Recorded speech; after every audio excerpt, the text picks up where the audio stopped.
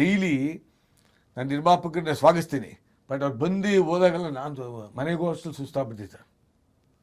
ಯಾಕಂದರೆ ಅವ್ರು ಕನ್ವಿನ್ಸಿಂಗ್ ಇದೆಯಲ್ಲ ಪಾಪ, ನನಗೆ ಅಯ್ಯೋ ಅನಿಸುತ್ತೆ. ನಾವು ಹೇಳಿ ಮಾಡಿ ನಾವು ಎಮೋಷ್ನಲ್ ಜನ. ಅವ್ರು ನೋಡ್ತಾ ಇದ್ರೆ ಯಾಕಪ್ಪ ಇವ್ರು ಪಿಕ್ಚರ್ ಮಾಡೋದು, ಯಾಕೆ ದುಡ್ಡು ಬರ್ತದ, ನನಗೆ ಹೊಟ್ಟೆ ಉರಿಯುತ್ತೆ.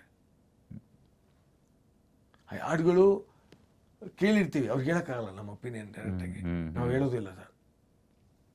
ನಮ್ಮ ಮನಸ್ಸಲ್ಲಿ ಇಟ್ಕೊಂಡು ಕುರಿಬೇಕು ನಾವು. ಸೊ ಅವ್ರು ಒಂದೇ ಮಾತು ಹೇಳ್ತೀವಿ, ನೋಡಪ್ಪ 50 ಕೋಟಿ ಇರ್ಬೋದು, 5 ಕೋಟಿ ಇರ್ಬೋದು, 50 ಲಕ್ಷ ಇರ್ಬೋದು, ಸಿನಿಮಾನೇ. ಹೌದು. ಸಿನಿಮಾ ನಿರ್ಮಾಪಕ ಹೆಂಗೆ ಗೊತ್ತಾ ಸರ್, 9 ತಿಂಗಳು ಒಂದು ಗರ್ಭಿಣಿ ತಾಯಿ ಮಗು ಇಟ್ಕೊಂಡಿರುತ್ತಲ್ಲ, ಆ ಥರ ಆ ಗರ್ಭಿಣಿ ನೋವನ್ನು ಅನುಭವಿಸೋ ತಾಯಿಗೆ ಮಾತ್ರ ಗೊತ್ತು, ಅದು ನಿರ್ಮಾಪಕ. ಬೇರೆ ಯಾರು ಗೊತ್ತಾಗಲ್ಲ ಅದು. ಆ ಡೆಲಿವರಿ ಆಗುತ್ತೆ ನೋಡಿ ಮಗು, ಆ ನೋವು ತಿಂತಾಳೆ ನೋಡಿ ಆ ತಾಯಿ, ಮಹಾತಾಯಿ, ಅದು ನಿರ್ಮಾಪಕ.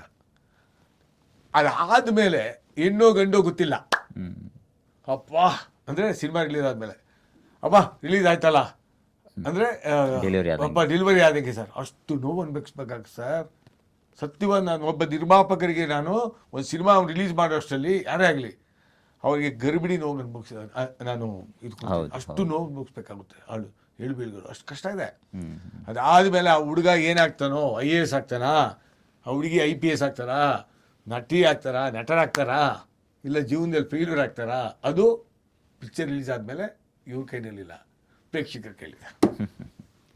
ಇದು ನಮ್ಮ ಸಿನಿಮಾ ಇಂಡಸ್ಟ್ರಿ. Yes sir.